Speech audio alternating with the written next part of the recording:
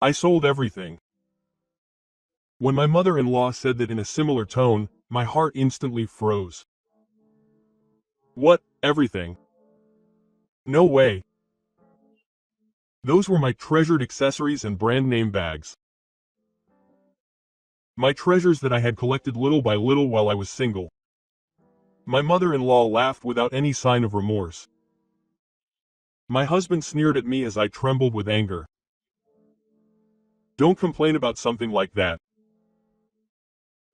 At that moment, something inside me snapped.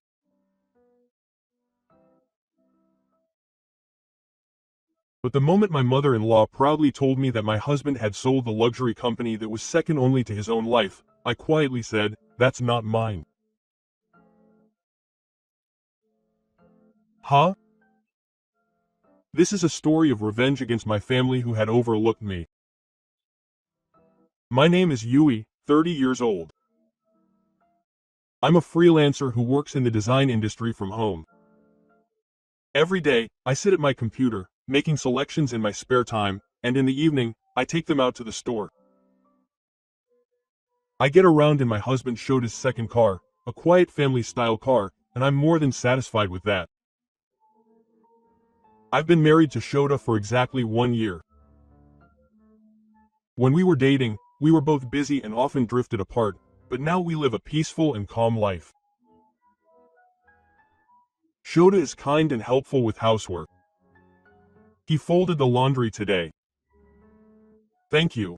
It helps. Yui is really thoughtful. The accumulation of such casual conversations supported me every day. I'm glad I married such a considerate person. That's how I felt every day. Shota has 2 cars. A sports type for weekends and a family car for weekdays.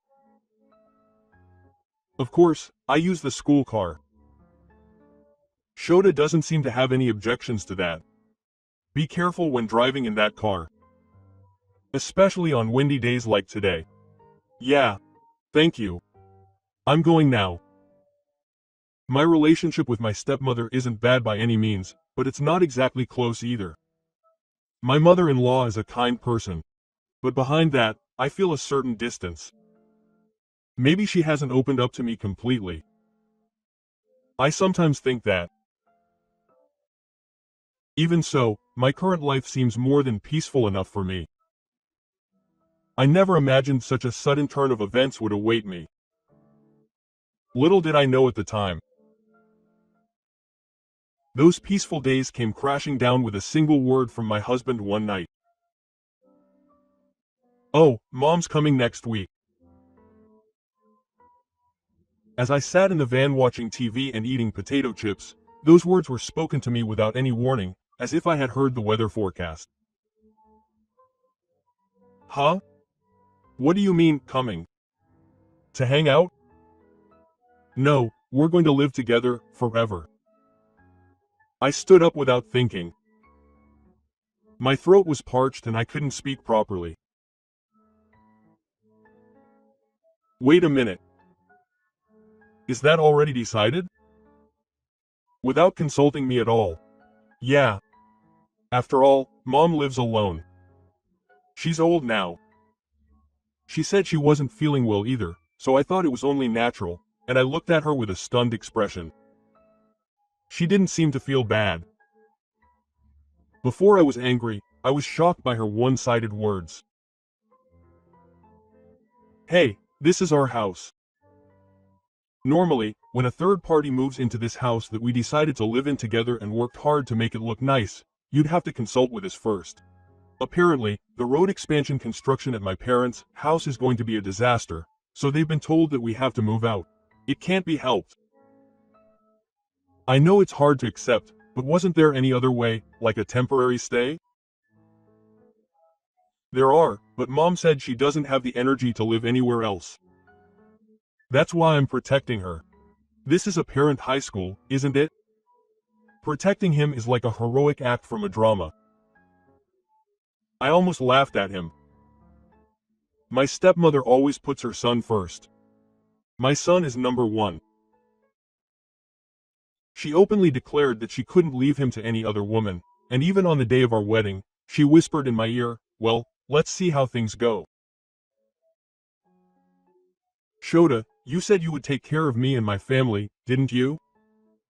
This is a place for the two of us to live.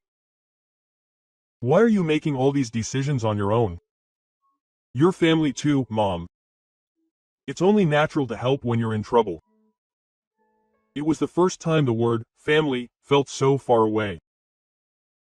I'm supposed to be family too. Why? If you're going to say that, then I'm your family too.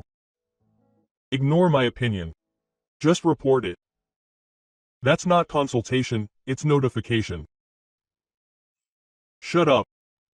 I've already decided. Clean up your room. Mom's stuff is coming. What? I'm doing it. Who else is going to do it? That open Western-style room isn't being used. Just put your clothes over there. That room was a small studio where I used to draw and organize my materials during breaks from work. It was like a space in my heart. Sheeta called it Mom's room as if it were the most natural thing in the world. I felt a pang in my chest. No, I don't want to. I'm against it.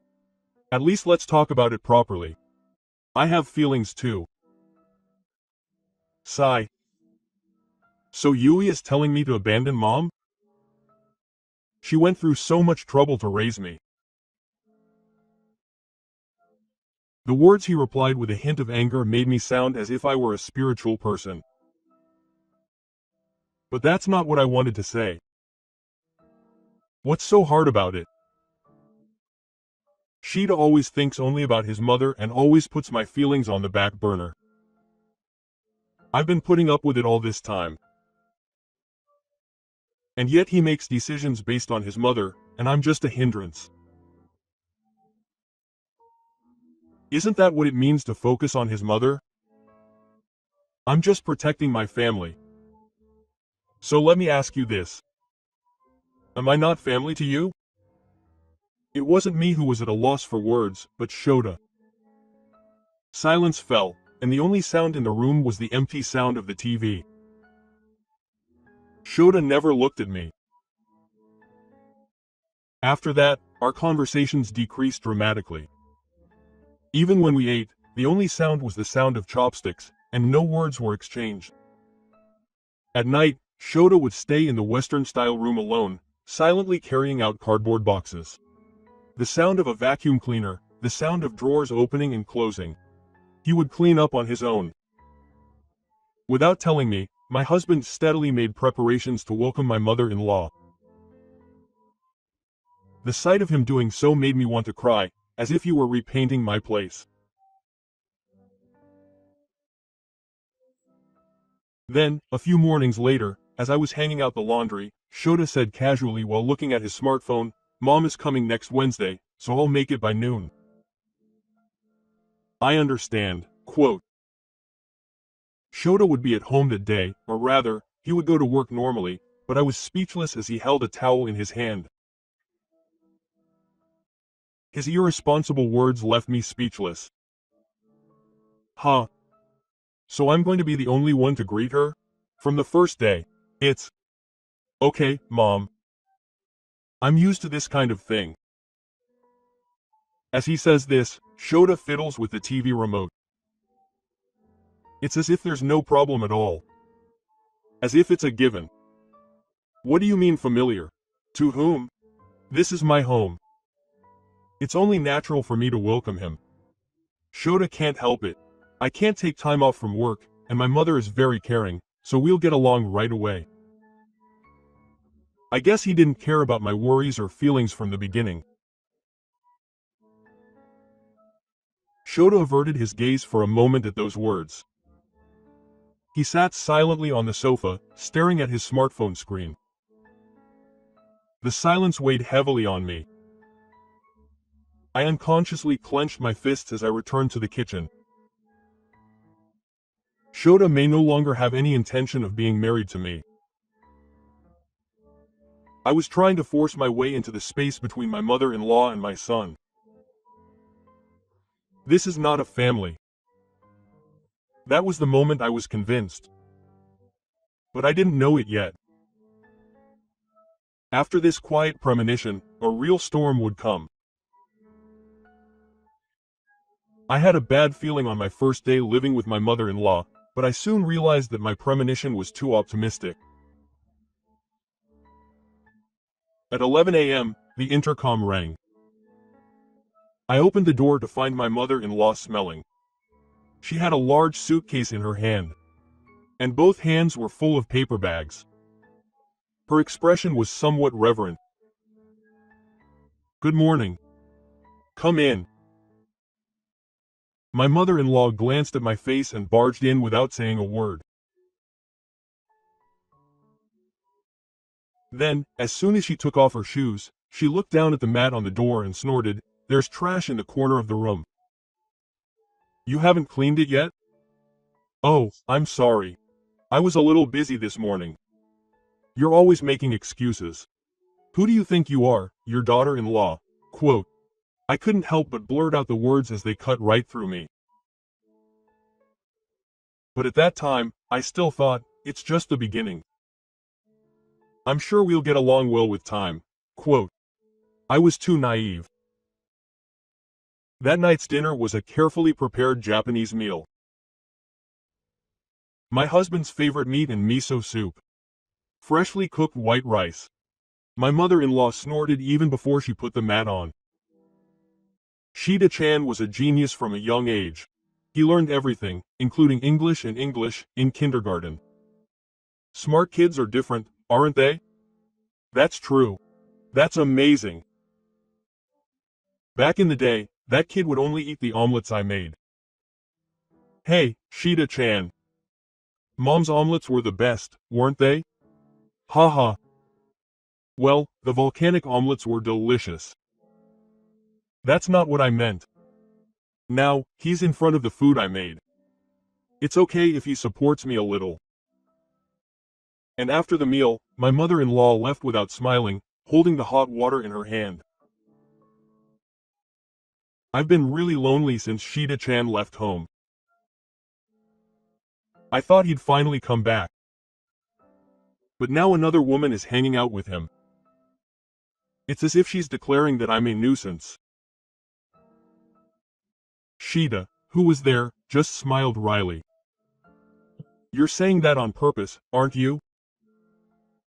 What are you saying on purpose? It's not true. Well, Mom is joking too. Her eyes were too serious to be joking. And every time I refused, my biological mother would inevitably bring up the topic of the child. Why don't you go to the hospital now? Apparently, there are quite a few cases where the cause is on the woman's side.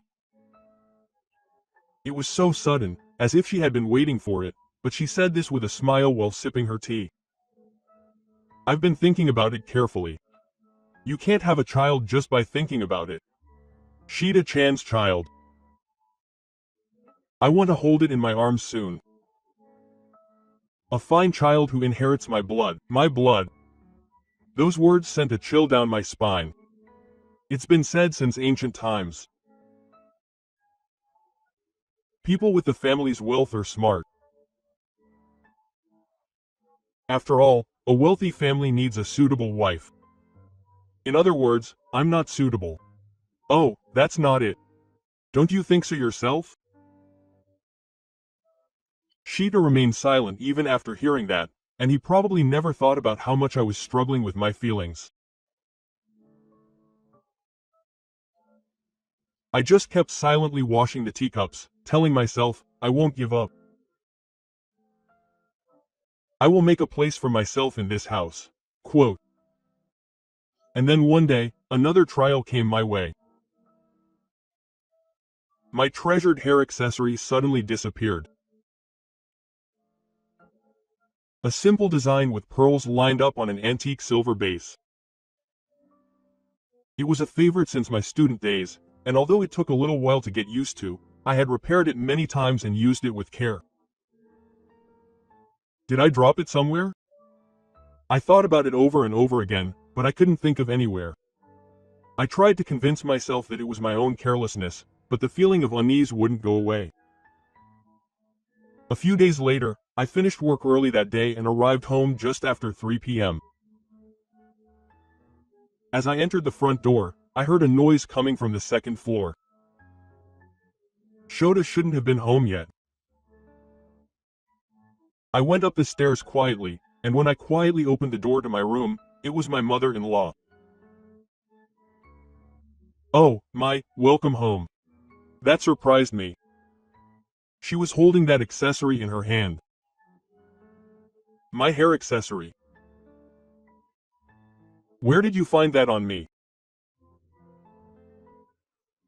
"Oh, I borrowed it for a bit.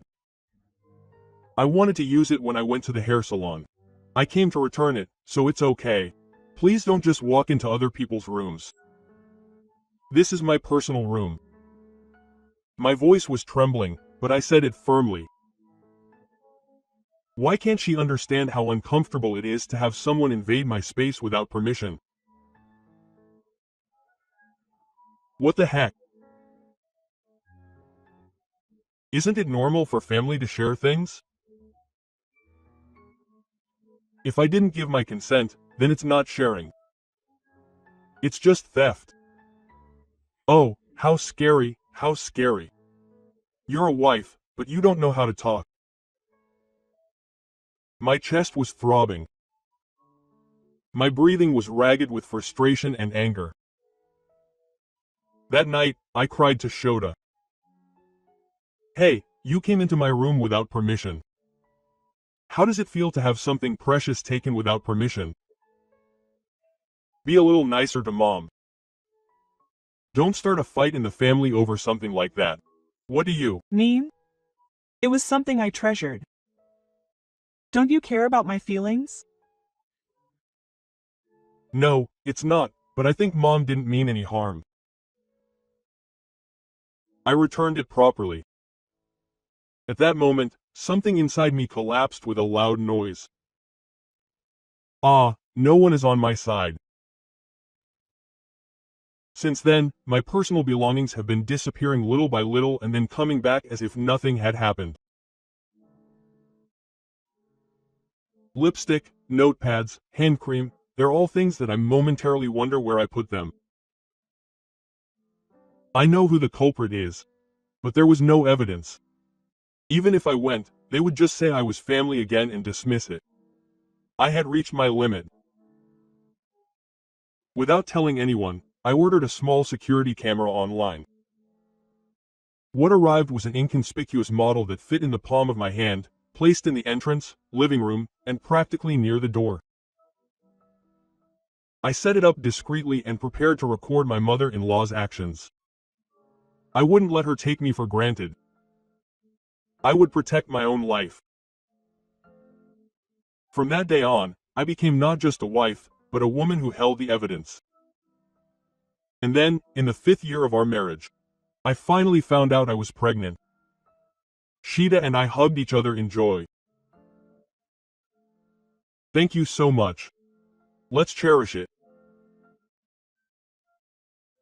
I was filled with happiness for that moment, but right after that, my mother-in-law's words cut through my heart again. "Oh, you've finally given up. It's the limit of your age, isn't it? Are you okay with giving birth at an advanced age? Thank you for worrying. But I'm taking care of the baby at the hospital." "But you said you wanted a boy, didn't you?" "Hey, Shita." Shita looked like he had a grandchild for a moment when I brought up the subject so abruptly. He hesitated without looking me in the eye. "Huh? Oh, well, I'd be happy either way, but it's tough on the family finances if it's a girl. We definitely need an heir. Furthermore, when I used my pregnancy as an excuse to rest my body for a bit, I was met with merciless, cutting remarks. Are you lazing around again? What a relaxed pregnant woman. In the old days, people would work in the fields until the end of the month. Even the stones say not to overdo it. If you overdo it, It's not good for the baby in your womb. Sigh. Pregnant women these days are spoiled too much. There's nothing special about giving birth. And Sheeta said again, "It's okay, Mom's just worried about you." Those words, "it's okay," are the most stressful words to me right now. My joyful time as a pregnant woman is gradually being eroded by my mother-in-law. Each time, I gently put my hand on the baby in my womb and whisper to myself, "It's okay. Mom will protect you properly. I won't give up," quote. And with the idea of giving birth at my parents' house in mind, I decided to return to my parents' house. Living with Iboto had reached a point where I could no longer endure it, so when I thought about the life inside my womb, I had no choice but to put myself in a place where I could spend my time with peace of mind. I was going to give birth at my parents' home. When I told him this, Shota gave a wry smile, but he didn't object in particular. As for my mother-in-law, all she said was that if she was going to go back over my shoulder, she should hurry up. Since returning to my parents' home, the physical burden has been lightened, and my mind has gradually calmed down. The only thing that worries me is that things regularly go missing from my house. I've gotten into the habit of checking the security cameras I've installed on my smartphone. And sure enough, one day, when I opened the security camera app as usual, the image on the screen was of my mother-in-law confidently entering my room. The sound of slippers could be heard from the open door, and she approached my dresser as if she was used to it. This drawer isn't organized. It was a mess before too. Muttering this, I opened the drawers of the dresser, picked up each item one by one, and ran my fingertips through them. She opened the closet as if it were her own, shaking the hangers and saying something else. "Your sense of style is so lacking." Well, no one's watching, so it doesn't matter. Anger welled up inside me, but even if I let my emotions out here, I had proof. I had the upper hand now. I took a deep breath and picked up my phone. It was just a deliberate effort to let her get away with it. "Hello? Is that your mom? I was just wondering. Did you come into my room?" "No, I didn't. What are you talking about?" That was the reaction I expected. "Oh, no, maybe I was imagining it." There was a bracelet from my favorite brand in the dresser, and I forgot to bring it with me. I should have brought it here. If it was that important, you should have taken it back from the beginning. How foolish of me to forget. After she said something that sounded really exasperated, she hung up. That night, the security camera recorded everything. My mother-in-law entered my room again and slowly opened the dresser. It was strange that she was wearing gloves. She probably didn't think there was a camera. There it is. She really is a warrior, putting it in such a conspicuous place. Saying that, she picked up my bracelet that we had talked about on the phone during the day. It was a pink gold Kashana chain with a small heart charm. It was a precious piece that Sheeta had given me for my birthday, when we were still laughing heartily together.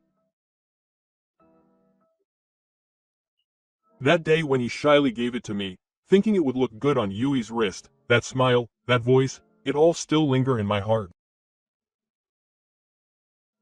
But to me, it was just the past now. I wish the memories would just fade away quietly, while remaining beautiful. But my mother-in-law trampled even that on me. That bracelet is now in my mother-in-law's pouch. After seeing that, I closed the screen of my smartphone and gently closed my eyes. I will never forgive this. That was the moment I engraved it in my heart. And then I safely gave birth to my son. After my visit to my parents' house, I returned to that house once again. The moment I entered the front door, the atmosphere in the house felt strangely tense, and my mother-in-law sat in front of the TV as usual, not even looking at me. I went straight to the dresser and checked the dresser. Of course, the bracelet wasn't there. I went back to the living room and raised my voice deliberately. Huh? The bracelet's gone. That precious brand one. Oh. Then it's gone. Huh, I sold it. It must have been expensive. That's why I got a good price for it. Hee hee. I couldn't believe it. You stole it and then you brazenly sold it. Give it back now. It's mine. That's what I'm telling you. I sold it. I don't have it anymore. If you're going to complain, you should have said so sooner. I called Shota while holding back my trembling hands. Shota, I have something to talk to you about. My mom said she sold my bracelet. Huh, don't complain about something like that. You're exaggerating again. That bracelet was a present from Shota, but there was a moment of silence on the other end of the line. Huh, seriously? That pink one was expensive. Yes, that's the precious one Shota gave me for my birthday. After hanging up the phone and returning home, Shota confronted his mother-in-law with a straight face. Mom, did you really sell it? That bracelet is the one I sent to Yui. So what? It's been sitting in the back of the drawer and you never used it. It was as if she was just getting rid of something she didn't need. Something inside me cracked at the insensitive way she spoke. Still, how can you take someone else's stuff and sell it without permission? And it's my gift too. Don't talk like that. I'm not at fault. If you care about Yui, you should have used it more carefully. Is that a reason to steal and sell it? His mother's face twisted as she spoke quietly but firmly, her words piercing her heart. Don't ever come into Yui's room again. Promise me you won't do anything like this again. Quote. Sigh. Do you have any idea how much I've worked hard for Shota? You only care about your wife. You care about your wife more than your parents. Standing up, my mother-in-law threw a cushion she had in her hand at him. I'm leaving this house like this. That's fine. It was the moment when the heavy, stagnant atmosphere finally began to clear up. However, this incident would earn my mother-in-law's wrath. After my son was born, I somehow managed to get through each day, struggling with sleep deprivation and unfamiliar childcare. Sometimes I would be busy with the world, sometimes I would be busy with the repetition of nurturing and accepting my son, and when I let my guard down, I would find myself on the verge of tears. In the midst of all this, my mother-in-law, who I should have been expecting to be a source of support, instead became someone who wore down my nerves. One afternoon, when my son had finally fallen asleep, I closed my eyes for a moment, feeling relieved. Then I heard my mother-in-law's voice from the living room. Let me take a look. I opened my eyes and saw my mother-in-law had entered the bedroom on her own and picked up my son. Huh, he just fell asleep for a bit. Finally. It's not just that I want to see my cute grandchild. My daughter-in-law is so noisy. My son was taken to the living room, but after a while he started crying, and my mother-in-law frowned and brought him back to me. He won't stop crying. It's because of my poor parenting. Are you a good child?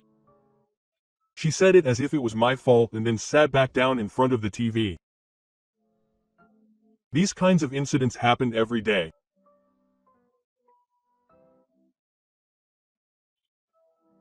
One day when my son was 3 months old, I was packing my things and heading to the parking lot to go for my 3-month checkup at the city health center when I noticed something strange.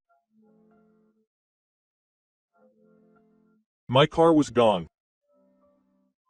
There was no sign of my beloved compact car in the parking space. I hurried back to the entrance and went to the living room without even taking off my shoes.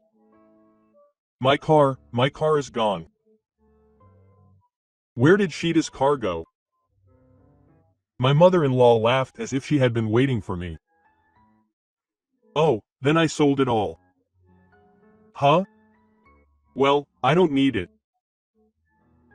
If I and Sheeta don't use it, it's just a decoration. It's a waste. I turned it into cash. I couldn't say anything to the person next door. That's not mine. Huh? I took a deep breath and answered while desperately trying to stay calm.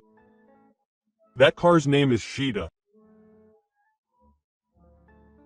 It was deducted from my account due to a relationship, but the official owner can't sell it to Sheeta. My mother-in-law's expression grew increasingly frightened. But the person from the purchasing company said that all I needed was a consent form. Surely I signed it without permission. That's fine. We're family, so it's fine. No, that's not okay. Did you sign a document with my name on it without permission? What about your ID? My mother-in-law hesitated. I just took your driver's license from your wallet and copied it.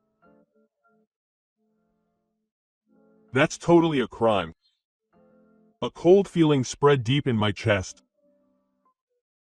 I called Shota right away and told him what had happened. Huh? My mother, who sold the car? Yeah. Apparently she signed the document without permission and gave it to him as a copy of the license. No, wait a minute. That's seriously bad. It's the car I treasured. That day, Shota came home from work a little earlier than usual. I thought I heard the sound of the front door opening and heavy footsteps echoing in the living room. The next moment, where did the car go? It's really not there. Shota raised his voice and I stood up silently. Then, with her eyes downcast, she turned to her mother-in-law. Her hand on the TV remote stopped for a moment, and she hid it awkwardly. Huh? Oh. I just borrowed the car for a little while. I borrowed it. Then where is it? The way she mumbled and stammered was exactly the kind of person who has something to hide. I couldn't speak, so I opened my mouth. She said she sold it. I asked her about it on the phone, but I didn't understand what she meant. Hey, there's a certain way to say things. If you really need it, you can just buy it again. We're family, aren't we? I was so shocked by her attitude, which could be described as a rage, that I couldn't speak. I felt a chill at how conveniently the word family was used. What are you talking about? I'm still paying off the loan for that car. It's in my name, and there's still some money left. What are you doing without my permission? The dealer said it was in good condition and a popular model. That's why I sold it for 5 million yen. Isn't that amazing? Are you talking about something that sounds like a shrine? Yes, it does. It's been quite a while, so I'll indulge myself a little. That's enough. Get out. When Shota said, immediately, his face was sterner than I'd ever seen it before. Huh? Why? Just a moment. I'm family, right? It's terrible to kick you out. How could a family member just sell a car that's in someone else's name and use it without saying a word? Mom, that's a crime.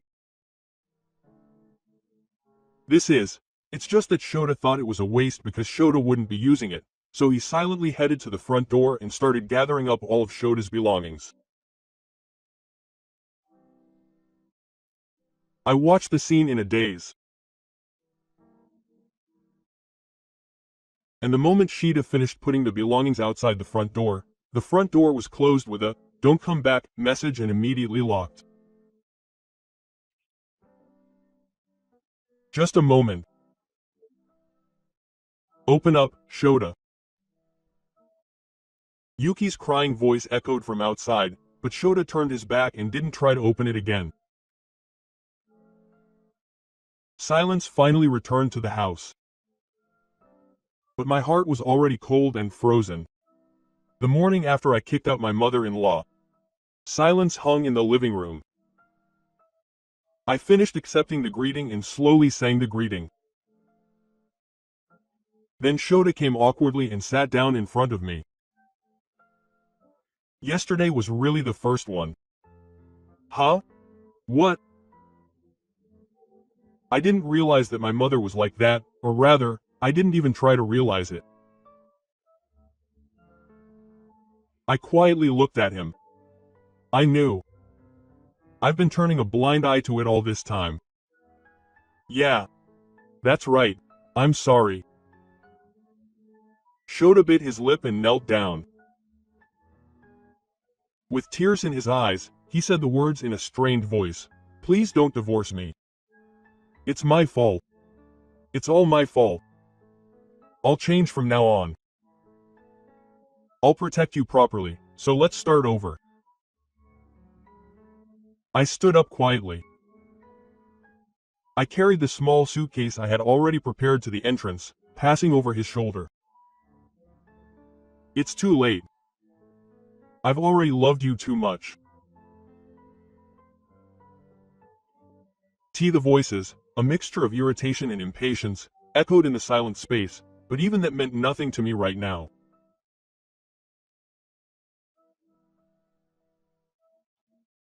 When I needed help, when I needed protection, Shota didn't do anything. He only cared about his mother and never once considered my feelings. But now I understand. I've finally woken up. This time, I can't do it. My heart won't move anymore. I don't want to stay here for the sake of me and my son. So I'm leaving. Shota stood up and tried to grab my arm. Wait, Yui. Please. Reconsider. I'm cutting ties with Mom. I'll tell you straight, you have to pay off all that debt, Shota. I don't want that car or that house. But you have to take responsibility and pay it off while you suffer. Hey. Holding the baby in my arms, I slowly opened the front door and stepped out. The voices calling out to me from behind me could no longer be heard. I walked to the city hall and filed the divorce papers. My husband Ran already had Shota's signature and support on his hand. I let out a deep breath as I gazed at the God who had quietly accepted the papers. I have no regrets about that house. My son and I no longer had a future in that house, so after the divorce was finalized, I formally demanded compensation from Shita through my lawyer. It was clear that he was responsible for the mental anguish I had endured during our marriage and for not taking any action against my mother-in-law's illegal acts. I also demanded compensation from my mother-in-law for damages such as my personal bracelet and other stolen and sold shinigina. My mother-in-law, who had been strong-willed at first, changed her attitude the moment she saw the certified letter from the lawyer. She lowered her eyes and remained silent for a while before quietly saying, "Okay. I'll pay." Quote, she was still at an age where she wasn't receiving a pension. Her savings were probably not enough to be called pure. In the end, my mother-in-law started working part-time at a nearby supermarket. While ringing up cashiers, she would occasionally pout and say things like, "Customers are not gods." She was burdened not only with the compensation for me, but also with the compensation for the engineer who had sold the house without permission. Including the remaining balance on the loan, it was a burden of several million yen. I heard her say, I was planning to spend my time leisurely, but it was all her own fault. On the other hand, Shoei was left with only the house and car loans. The house is still in his name.